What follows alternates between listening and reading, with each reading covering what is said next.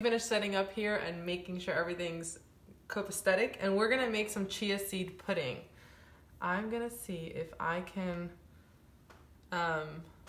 like watch myself so I know that you guys can. There we go. Okay, this is weird. So we're gonna make chia seed pudding, and I posted a recipe in the group a few days ago, and you guys really liked it. So hi, I'm Christina from the Castaway Kitchen, and I make paleo recipes. I would say like that's the big umbrella or under which I operate, and then I do a lot of low carb stuff just because it's what makes me feel my best. A lot of AIP stuff, and yeah, dairy free, a lot of nut free stuff, even though I do use cashew milk. So we're gonna do 3 types of chia seed pudding, and it's so simple. Like, this is gonna be super quick. So I want to show you, I made this jar the other day, last night. I just threw it together really quickly just to have something, and I want to show you guys like how yummy this texture is. It's so easy. This is just cashew milk, chia seeds, cacao powder, stevia, and I think a pinch of salt. And it's just such a yummy texture. It's really like pudding, like tapioca. The chia seeds get all like jelly and they emulsify, which is why it works so well. Chia seeds, if you don't know, are these little tiny seeds. I don't want to touch them all, but chia seeds pack a ton of nutrition, which is kind of fantastic. So they have omega-3, they have a ton of fiber, they got a decent amount of protein, manganese, magnesium. They're really good. They're really nutritious. And the cool thing about seeds, and in general seeds and nuts, while they're fun to cook with, I will argue that they're best eaten like in a raw state. So this is a no cook recipe, and it works really well. Let me see if I can like fix this so it's, hold on. Anyway, so let's get cooking. We're gonna make these, well, not cooking because it's a no cook recipe. Can you guys hear me? Okay, hey, yeah, we're gonna make these right in the jar. And it's a really easy way I do it. I'm not really that organized. I don't have like a exact recipe for this recipe, but the recipe that's on my blog is essentially this recipe. This is just way simpler. You don't have to use the cold brew, and you don't have to use coconut milk. So I'm actually going to be using Elmhurst cashew milk. I really like this cashew milk. It's 2 ingredients. It's cashews and water. And actually Beth at Tasty Yummies, who's also a contributor here, has a really good recipe for homemade cashew milk on her blog and a video and everything. It can't be easier to make. However, I really like this brand. It's easy. It's, like I said, 2 ingredients. I bought a case on nuts.com for like 30 bucks. So what I like to do is I do like a scant quarter, like 3 tablespoons per cup of water is usually what I do. So I usually just get my quarter cup and then make sure it's not completely full, but you could be like a responsible human being and actually measure out 3 tablespoons. It's just, I don't roll that way. So just a little bit, there you go. And so, just so you know, you really can't mess this up. So if you add too little chia, it'll be a little liquidier. If you add more chia, it'll just be denser. But you really can't, like, flavor-wise, mess chia seed pudding up. So we've got our chia seeds. You get some salt. And I'm just going to do a pinch of real salt in each one, because I put salt in everything I make. And then we can add our flavor. So you can do so many different things here. Let's do 1 chocolate one. So for the chocolate one, we can do a tablespoon of cacao powder. If you guys have any questions, by the way, you guys feel free to question. I know, right? So I'm like, who needs to? I know Simone knows because she was a restaurant chef. Like, when you work in restaurant kitchens, you don't really like measure everything out all the time because you're just coming up with stuff. But then when you start writing recipes for blogs and cookbooks, you have to measure everything. And it's like a learning curve. For me, it was. Okay. Let me grab a fork. Okay, so what I like to do is add my dry ingredients first and then mix them up, and then I add the liquid. So we can do a chocolate one, maybe with some walnuts, and walnuts are also really good, high in omega-3. Another, same thing, nuts, good, better to get them in when they're like not warmed up. So I'm just gonna mix them up. And then we can do one that has raspberries. So let's add those in there. And maybe raspberry vanilla, so a little vanilla extract. And I'm just gonna do like half a teaspoon. Look at me measuring, right? Actually, let's do a little vanilla in the chocolate one too. Boop. And then just mix that up. Mix that up. Oh, there's my dog. Okay, Bruce. Shh. Shh. He's all angry. Okay, I also have this. Bruce. Bruce.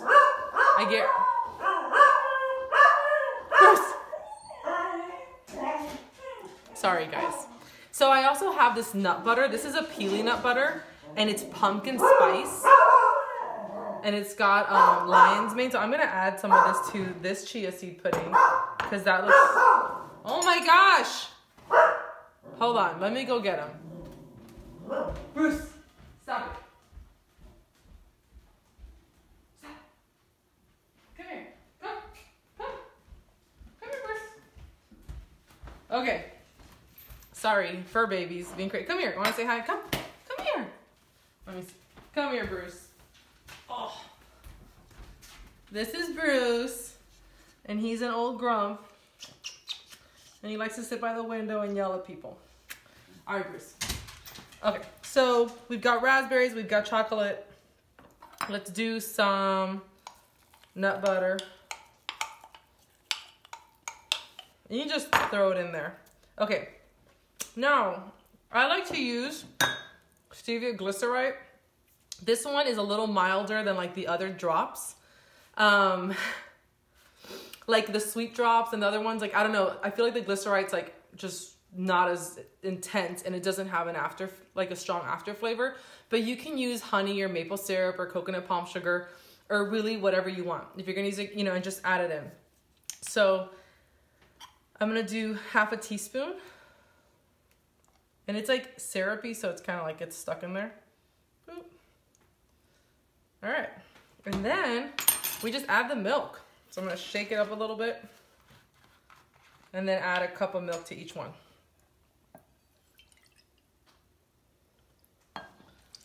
Boop.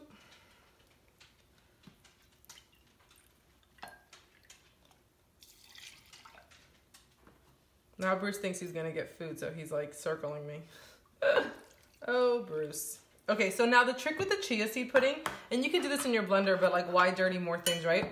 Is you gotta like stir them really well and then let them rest and then stir them again. And I know that sounds silly, but just mix it up real good. Because if not, you're gonna get all the clumps on the bottom. So stir, stir. And this one, you gotta break up that nut butter. Stir.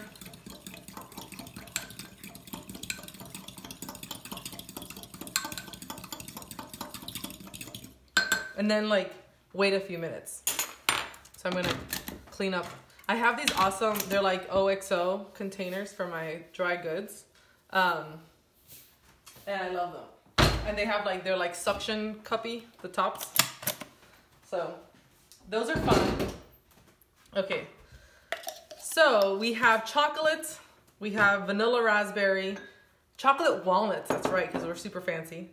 Vanilla raspberry, and then pumpkin spice nut butter, which we can add a little bit of cinnamon to that as well. And we're using cashew milk. But like I said, you can use coconut milk, and like, you know, a lot of people use like the canned full fat coconut milk for like all their paleo dairy free cooking. But I was talking to my friend Dana about this the other day, that like, I'm all about the high fat life, but sometimes the canned coconut milk like is too much for me for some things. So feel free to buy the light canned coconut milk, which just tends to have less additives than like if you buy the carton of coconut milk, like Silk or whatever. And I think it's fine for this kind of stuff too. Like some people have a hard time digesting saturated fats, and like coconut milk can give them that like, It's like a gallbladder attack. So anyway, all right. So again, and I'm already feeling that it's thickening up.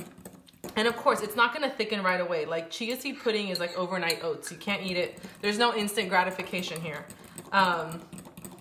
You have to wait for it to get ready.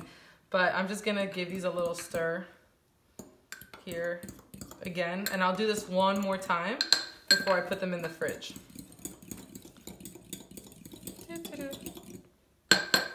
Okay. So yeah, so chia seed pudding, like I said, it's easy peasy. And then this is gonna be like your end result. It comes out really good.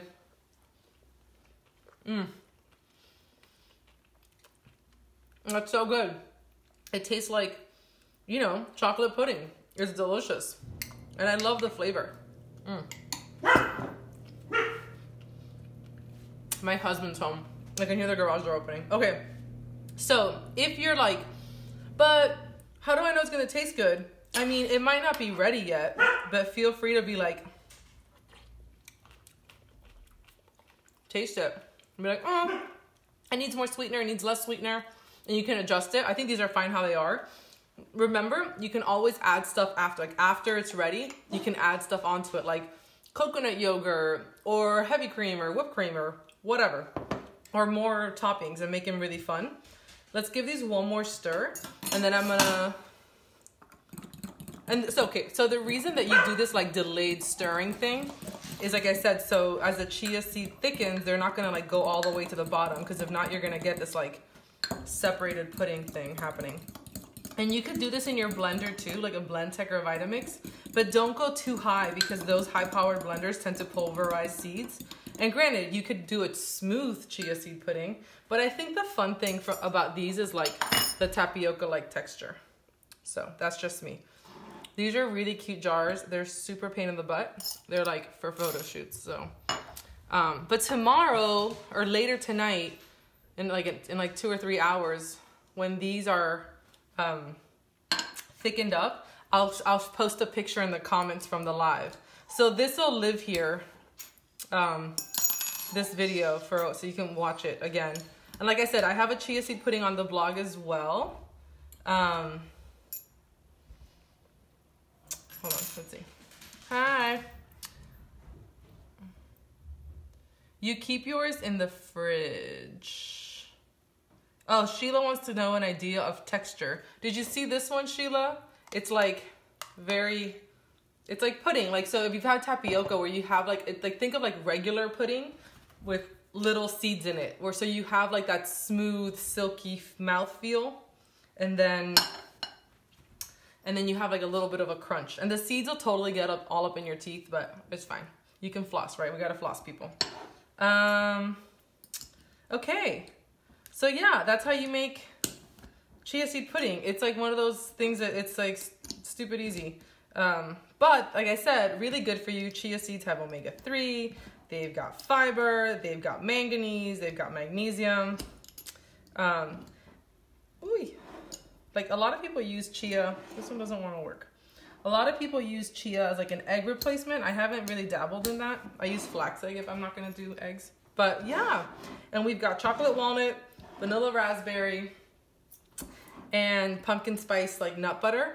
And remember, you can use any kind of milk. Like if you do dairy, go for it. Use your full fat cow milk. You can use coconut milk. You can use almond milk. You can use rice milk, whatever you want to use. And really, it's gonna thicken because the chia seed is what gets like if you just put chia seeds in water, you'll see that they'll get like slimy. And while that's gross and you don't want to eat that, when you put it with milk and yummy things, it turns into like a delicious dessert.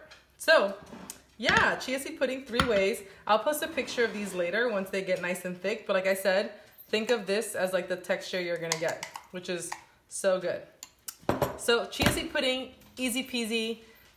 We'll be back doing these cooking demos. We're gonna take turns and kind of do them when we can. I hope you guys enjoyed it. And yeah, stay tuned for more delicious recipes. I'm so excited about this group, guys. Signing out.